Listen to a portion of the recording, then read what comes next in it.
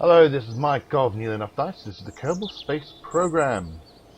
Now, the eagle-eyed among you will notice I don't have quite the same amount of science as I did at the end of the last episode. This is because I had a problem where Kerbal Space Program, in fact, wouldn't start. I completely reloaded it, got rid of all my mods. It turned out not to be that.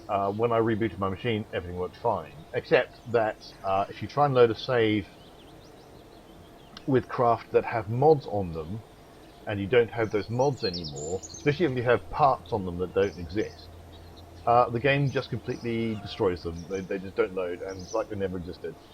And that really was a bad thing. And because I'm an idiot, I didn't have a save from the end of my last play session, at the end of the last episode.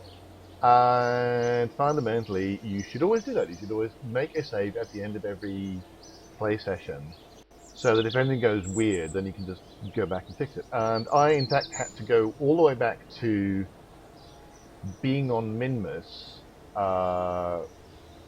before I'd done my jump to the second set of biomes. And so I had to do all that again and come in and do the re-entry and the whole bit. And somewhere along that line, somewhere along the way, there's about 100 science I didn't get. So, but that's my own stupid faults. There you go. So what I'm basically going to be doing is I'm going to be spending all my delicious science. See how much you get. I mean, up here, I mean, things cost 1,000 straight up. Ooh, large holding tank though. I quite like the idea of that. How much does that hold?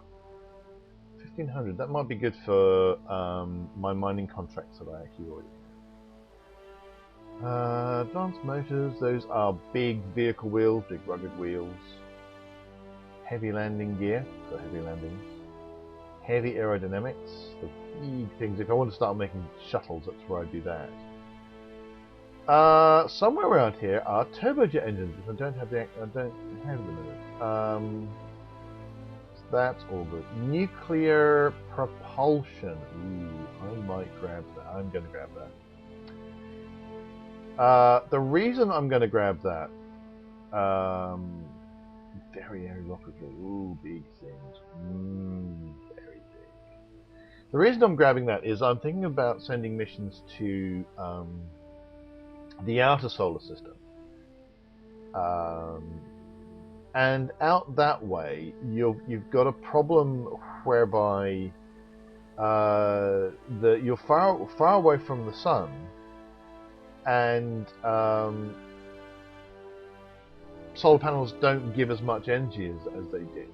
So if I try and send out iron-powered probes, then I may have a bit of a problem in that I may in fact not be able to send things that far out, which could be a bit of a problem. There's the docking port senior, which I do want at some point.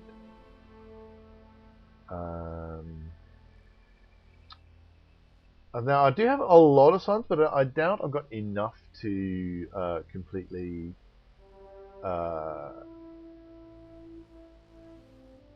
get the whole tech tree. Let's get a few things that I do want. Remote guidance here. It's very tempting to get that, but I don't think I need it right now. Beep-a-doop-a-doop. Composites, what's that give me? It'll give me various buildy things.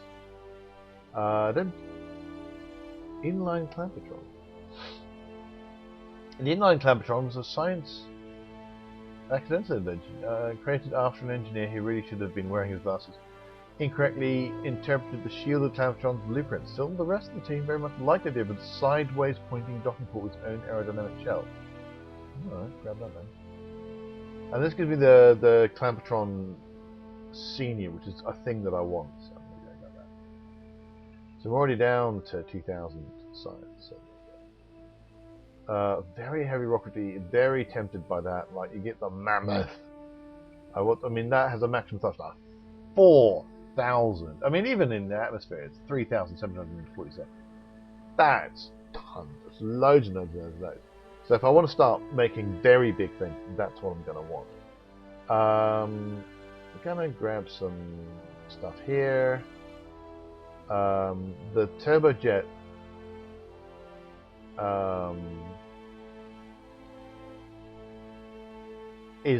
so go back here. The turbojet is going to be very useful for, well, basically, there's a couple of contracts I want to get rid of that involve flying around Kerbal.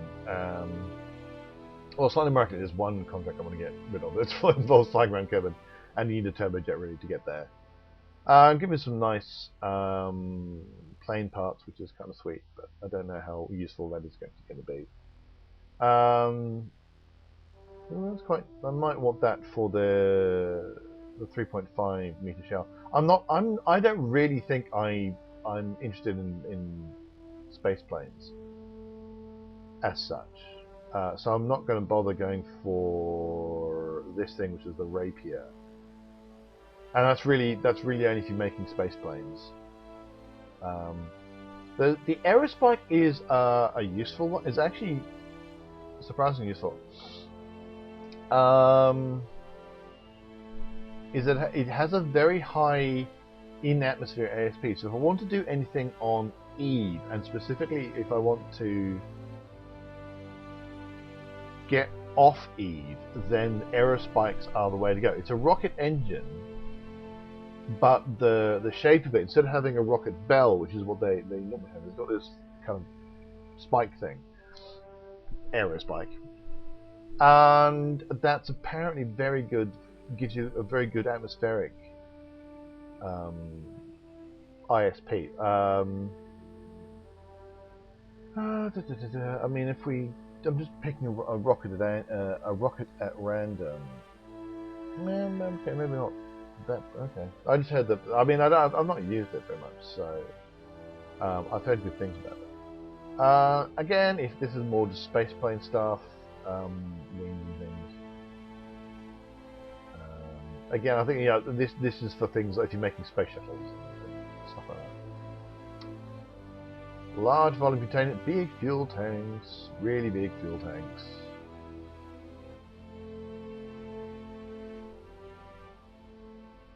How much does that carry in?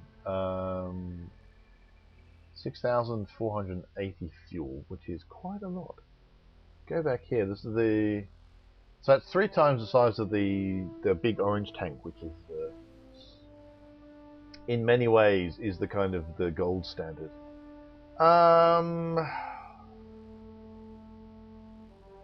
Don't think I care about these ones. The large holding tank is kind of nice, but I don't think I care that much. Certainly not enough to spend 1,000 science on it. Heavy landing. These are heavy landing gear for big planes rather than craft, so I'm not sure I care about that. Stacks of shielded. I don't know why I want a shielded docking port. Quadcopter. I don't think I want any of those particularly. Automation. This is an MK2 drone course, so that's again for flying. So again, I don't think I care that much. This is, I think, the best. Might be the no. I think this is the best command remote guidance unit.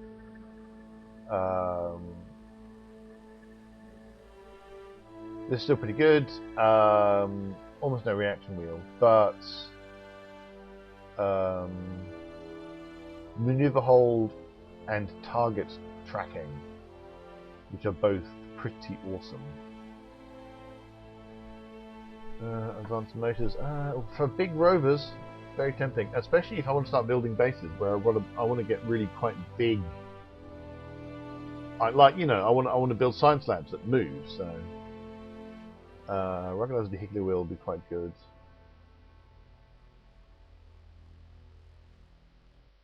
The RevMax Model 3 was developed in total secrecy by Kerbal Motion's R&D team over the course of a year and a half. Once finally revealed to the company's chairman, he stared in shock, screamed, "Why?" and subsequently dropped dead on the spot. What? I don't understand. Maximum speed 30 meters a second. Ooh. Wow, those are maximum speed 60 meters a second. Pretty good. What am I currently stuck with? 20 meters a second.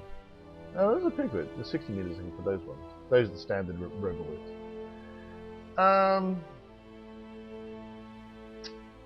Getting quite close to having spent all the science. Heavy landing, that's the faint, I don't care. Metalwork, I don't care about that at all. Large volume, very heavy rocketry. I feel I would be letting my side down if I didn't go for the most ridiculously biggest engine that I could possibly go for. So I'm going to go for the most ridiculously biggest engine I can possibly go for. So I'm getting that. Boof! Very heavy rocketry. Grrr! All the rockets. So I haven't got the aerospikes. There you go.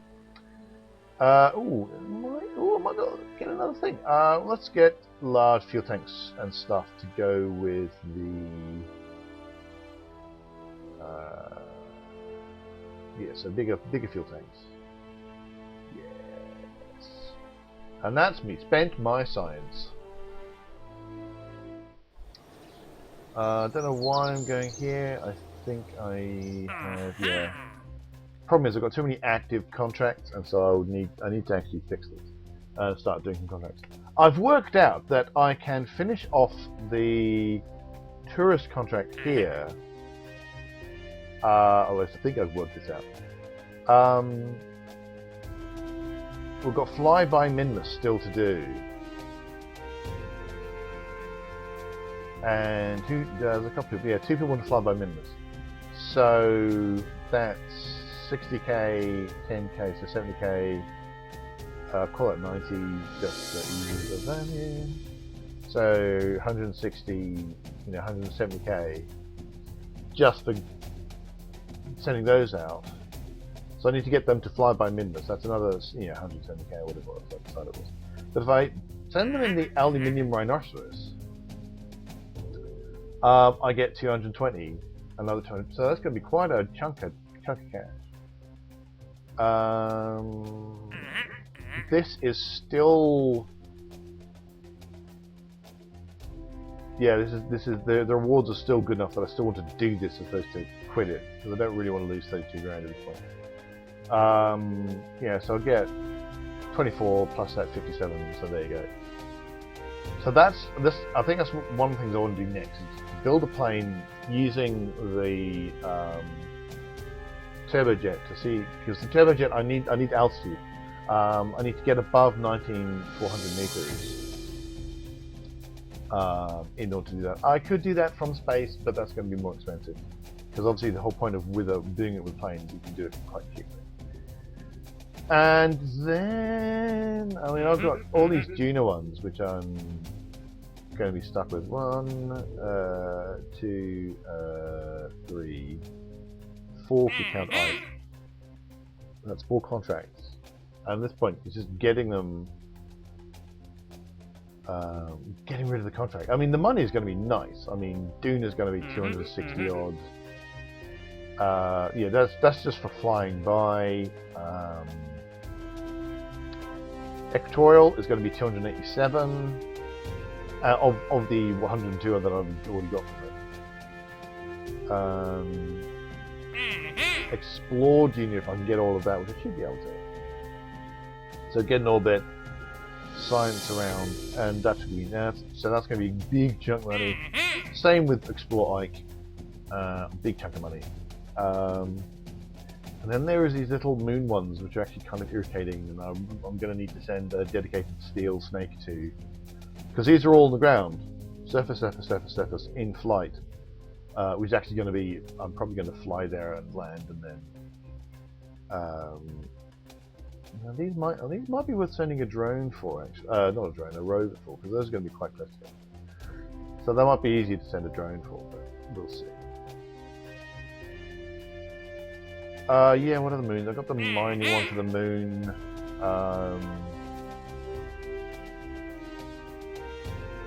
Still haven't. I need to get a crew report and spaceflight about a particular site. That's going to be a pain in the bottom again. So again, I'll need to. I might send a I'm going to try not to send a dedicated steel snake for it, but I may have to.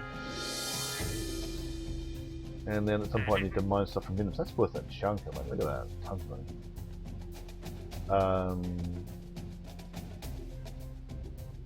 Yeah. Another visual survey of the moon one. And these are all surface samples with and 2 crew reports actually. With crew reports in spaceflight below 8,900 meters, which is probably going to be easy just to get there and then. Oh, so much stuff, so much stuff. New surface outpost on the moon is basically land a science lab because you need a research lab and 5 Kerbals worth of, so it's another 3 Kerbals worth of storage, Kerbal storage.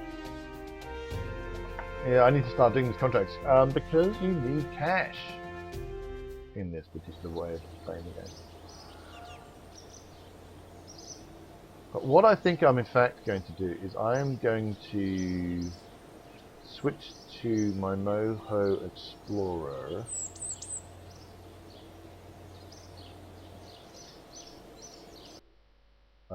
In theory I could run some stuff in between time, but I've discovered that it actually takes a long time. And some Minmus missions take forever, for example.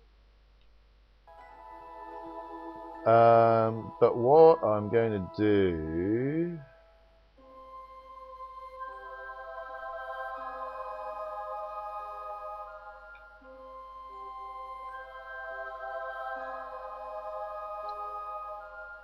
I'm hoping that now that I'm closer to I was having trouble getting a good, in fact, well, according to this I'm not getting any kind of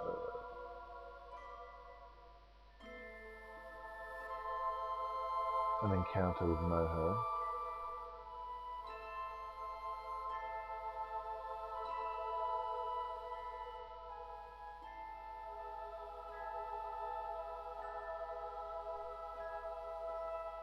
So you see the way everything's just kind of jumping.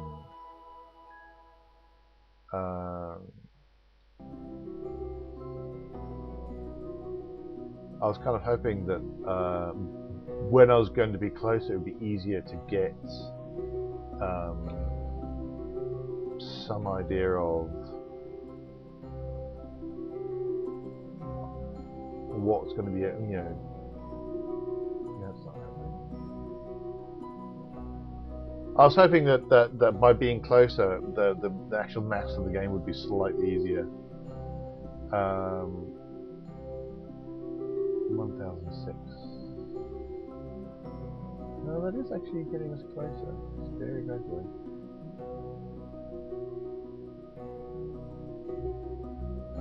And that's taking us for ooh. And I'm still getting there. Okay, that's taking us further away, so I don't want that.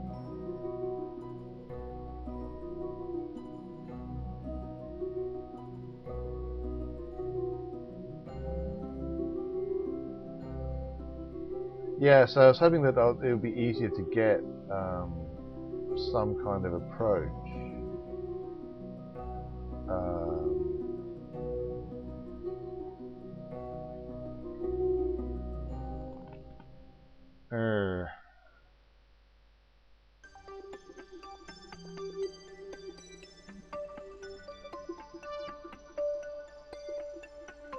To which the answer appears to be no. Well, actually, let's just kill that entirely.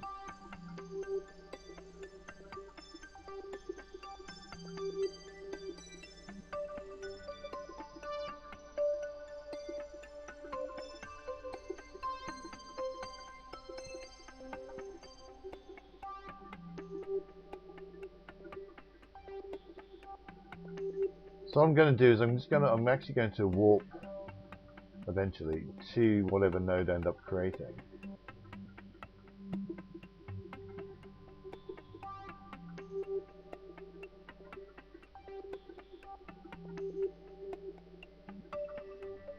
And I'm hoping I'm going to be able to get some kind of actual encounter.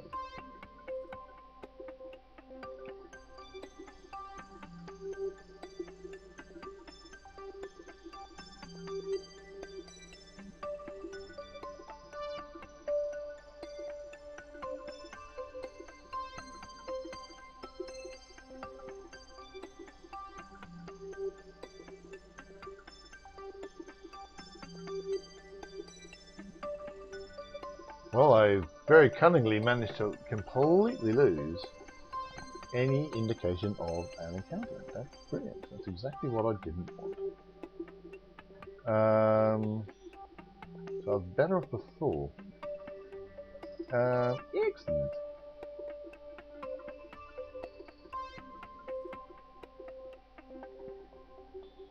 Oh, okay.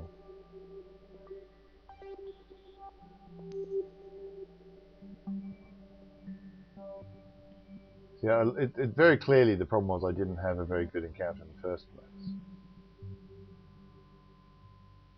I mucked something up somewhere. What I might be better off doing is just doing a plane change.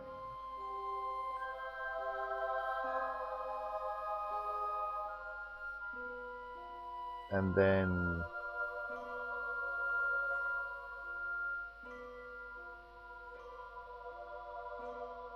treating this rather more like a rendezvous, where I just circularize my orbiters. Well, I'll try and get a relatively, parallel to Moho's slightly eccentric orbit.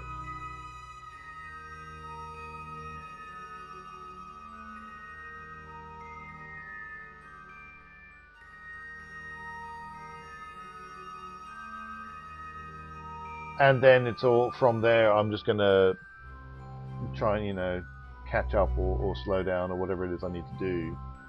I think that's pretty much what I'm going to have to do. Okay, so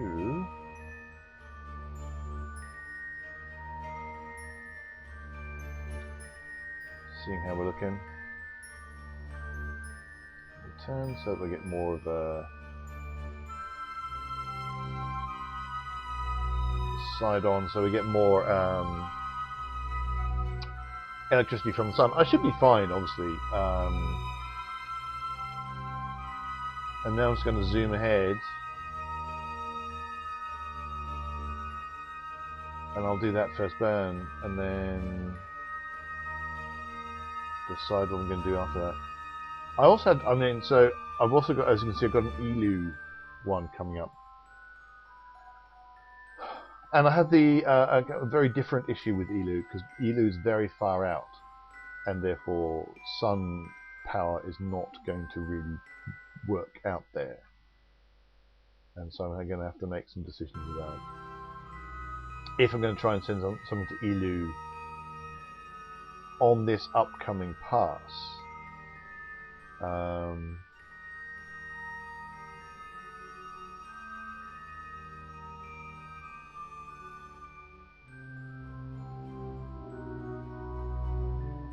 Then everything's fine, and have I made a horrendous mistake? No, I have not. Okay, I might have done. I suddenly realised. Oh, this is going to be a 25-minute burn. Okay.